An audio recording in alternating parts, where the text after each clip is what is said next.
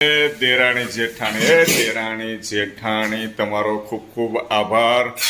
4 વાગ્યાના તમે બંને મહેનત કરો છો। 4 વાગ્યાના આજે ગોવણીઓ જમાડી, કારણ કે અલગ અલગ રસોઈ બનાવવાની હોય એટલે ઘણો બધો ટાઈમ લાગે, પણ તમે દેરાણી જેઠાણી ખૂબ મહેનતુ છો। તમારા જેટલા વખાણ કરીએ એટલા ઓછા છે।